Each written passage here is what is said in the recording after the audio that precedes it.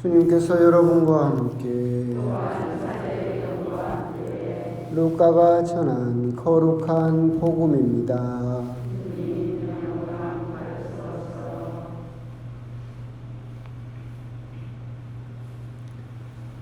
그때 예수님께서는 바리사이들에게서 하느님의 나라가 언제 오느냐는 질문을 받으시고 그들에게 대답하셨다. 하느님의 나라는 눈에 보이는 모습으로 오지 않는다. 또 보라 여기에 있다 또는 저기에 있다 하고 사람들이 말하지도 않을 것이다. 보라 하느님의 나라는 너희 가운데에 있다. 예수님께서 제자들에게 이르셨다. 너희가 사람의 아들의 날을 하루라도 보려고 갈망할 때가 오겠지만 보지 못할 것이다. 사람들이 너희에게 보라 저기에 계시다 또는 보라 여기에 계시다 할 것이다. 그러나 너희는 나서지도 말고 따라가지도 마라. 번개가 치면 하늘 이쪽 끝에서 하늘 저쪽 끝까지 비추는 것처럼 사람의 아들도 자기의 날에 그러할 것이다. 그러나 그는 먼저 많은 고난을 겪고 이 세대에게 배척을 받아야 한다. 주님의 말씀입니다.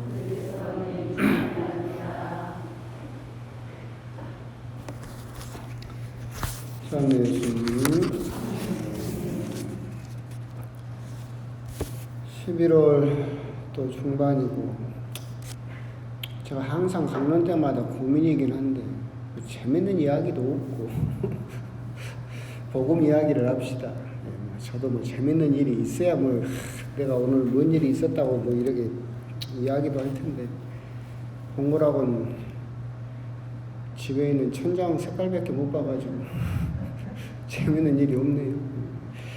오늘 복음은 이제 내일 복음과도 연결되는 하느님 나라에 대한 이야기를 하고 계시고 11월이 아무래도 교회 달력으로는 한 해의 마무리가 되는 해이고 또 대림 시기가 교회 달력으로는 시작이고 또한 위령성월이기 때문에 아무래도 종말에 대한 이야기가 복음으로 또 많이 봉독되게 되고 또 오늘 복음도 이제 그런 말씀이겠죠.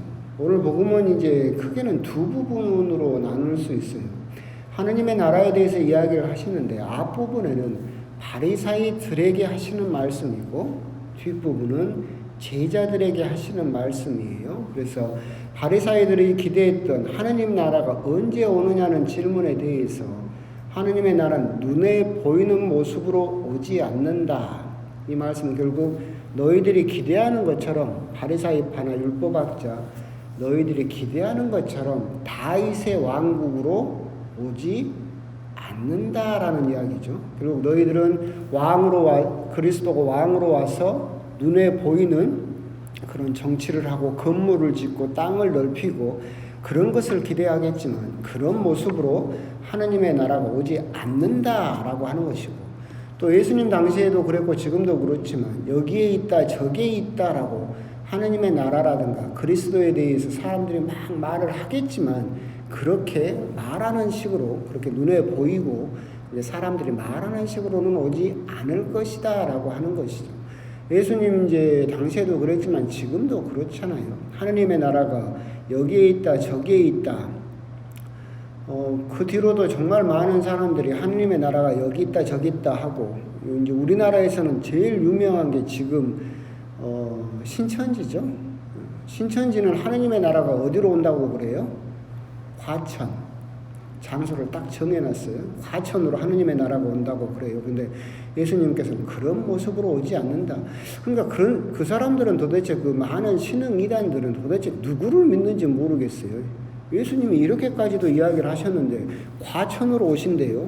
그런 말은 참 예수님 말씀과 정반대되는 말씀인데 그렇게 생각하지 말아라고 하는 것이죠. 그러면서 이제 제자들에게 또 따로 이야기를 하셔요. 그러면서 보라 저기에 계시다 여기에 계시다 하지만 너희들은 나서지도 말고 따라가지도 마라라고 이야기를 하고 계십니다. 이건 제자들에게 하는 특별한 당부였어요. 실제로 예수님 이제 부활하시고 승천하신 뒤로 그대로 바로 코쿠바라는 사람이 바르는 누구누구의 아들이라고 그랬죠. 코쿠바, 별. 그러니까 별의 자기를 별의 아들이라고 그리스도라고 칭하는 사람이 반란을 일으켰어요. 자기가 그리스도이고 하느님의 나라가 예루살렘에 온다라고 주장을 하면서 반란을 일으켰죠.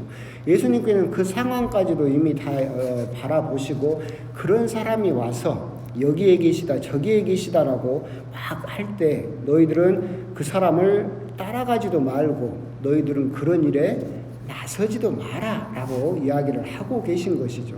그 사람들은 가짜 그리스도이며 가짜 하느님의 나라를 이야기를 하고 있기 때문에 너희들은 거기에 속아서 넘어가지 마라. 하느님의 나라는 번개가 치는 것처럼 번개가 이쪽 하늘에서 저쪽 하늘까지 치는 것을 우리들이 뭐 인식할 틈도 없죠. 하지만 너무나 명확하게 다 보여버리죠.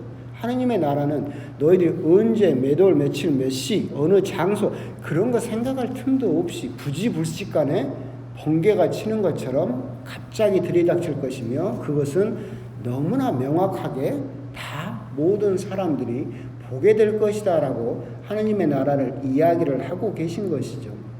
오늘 복음에서 그렇기 때문에 하느님의 나라에 대한 말씀에서 바리사이들에게 하신 말씀과 제자들에게 하느님의 나라를 설명하시는 말씀이 조금 다르다. 실제로 그렇기 때문에 우리 그리스도인들이 그렇게 바르 코크바라는 사람이 반란을 일으켰을 때 거기에 동조하지 않았어요.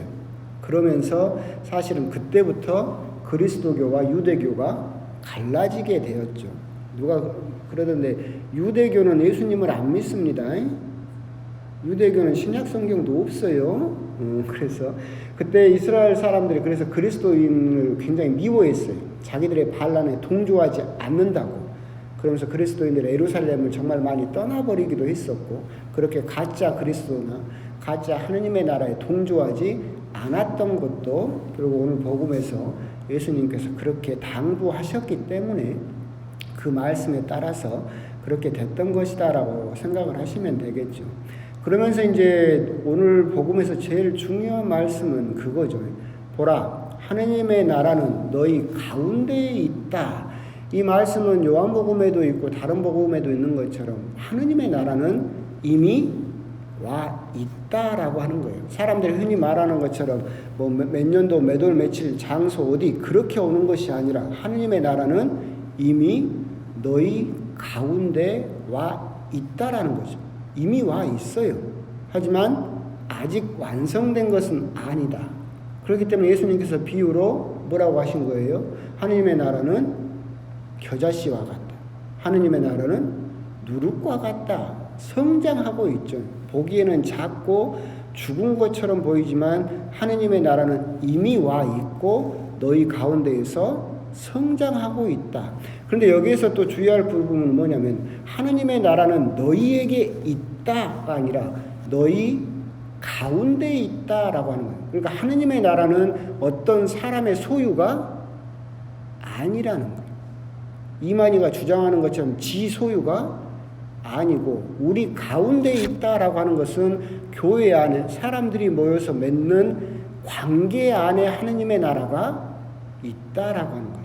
결국 우리 신자들이 전례가 되었든 또는 기도가 되었든 또 1대1로 좋은 관계를 맺고 있을 때 하느님의 나라는 누룩처럼 겨자씨처럼 그렇게 조금씩 자라게 될 것이다. 그래서 하느님의 나라는 우리가 맺는 좋은 관계들 안에서 신앙인답게 맺는 그 관계 안에 하느님의 나라가 와 있다라고 그렇게 이해를 하시면 되겠죠. 그러면서 하느님의 나라가 이미 너희 가운데 있다라고 했을 때 그러면서 우리들은 또 저는 이런 생각도 들어요. 개신교 신자들하고 우리 천주교 신자들하고 뭐 많은 차이가 있지만 그중에 이제 농담처럼 하는 말이 우리 우리는 아니고 개신교 신자들은 맨날 자기들이 하는 말이 뭐냐면 자기는 구원 받았다라고. 구원 받았다. 그래서 개신교 신자들한테 구원 받으셨습니까? 그러면 아멘 받았습니다 막 그러잖아요. 근데 우리 천주교 신자들한테 구원 받았어요? 물어보면 뭐라고요? 씩 웃거나 고개를 한 45도로 이렇게 비틀거나 확답을 안 하죠. 개신교 신자들은 구원을 받았다라고 이야기를 하고 우리들은 그렇게 확답을 하지 못하는 하느님의 나라는 너희 가운데 이미 와 있다라고 했는데 왜 우리들은 거기에 대해서 확실한 답을 하지 못할까 생각을 해봤을 때 우리들의 태도가 더 맞아요. 왜 그러느냐면 보세요. 하느님의 나라는 이미 와 있지만 아직 완성된 것은 아니에요. 다 자란 것은 아니죠. 서서히 자라고 있는 거예요. 옛날에 제가 이제 비유로 그런 이야기를 한 적이 있었죠. 여러분들이 KTX를 탔어요. 가고 티켓을 끊어서 서울로 가요. 그러잖아요. KTX를 타고 서울로 가. 그래서 열심히 지금 가고 있어요. 근데 누군가가 물어보는 거예요. 도착했어요? 그럼 뭐라고 대답할 거예요? 도착했어요? 도착은 아직 안 했지. 기차는 탔잖아. 가고 있잖아. 그럼 도착은 했어요? 아직 도착한 건 아니지. 그래서 우리 신자들이 구원 받았습니까? 물어보면 고개를 45도로 이렇게 트는 이유가 뭐예요? 가고 있어 지금. 가고 있다니까. 개신교 신자들은 자기들이 구원 받았다라고 하는 것은 말이 안 돼. 그러잖아요. 하느님 나라가 이미 와 있긴 하지만 완성된 건 아니야. KTX 탔다고 해서 서울 도착한 거예요? 그건 아니지. 가고 있지. 그러니까 그 사람들이 예 우리는 구원 받았습니다. 그럼 거기서 KTX 멈추고 살면 되겠네. 거기가 서울이라고 생각하고. 우리들은 지금 KTX를 타고 가고 있는 길이죠. 그래서 그러면 이제 결론은 뭐예요? 그럼 여러분들이 구원, 하느님의 나라, 비유로 서울 도착해요? 못해요? 도착하지. 도착하면 여러분들은 그때 할 수 있는 말이 뭐예요? 구원 받았습니다 라고 말을 할 수 있지. 하느님의 나라가 이미 너희 가운데 와 있다라고 해서 이미 구원이 완성된 것은 아니다. 구원은 여러분 안에서, 여러분들 사이에서, 가운데에서, 여러분들이 맺는 관계 안에서 지금 자라고 있다. 여러분들은 그 하느님 나라 안에 이미 소속되어 있지만 그 KTX를 타고 서울에 가도 여러분들이 서울에 도착 못하는 경우도 있다겠죠. 어떤 경우가 있다겠어요? 중간에 내리면 못 가지.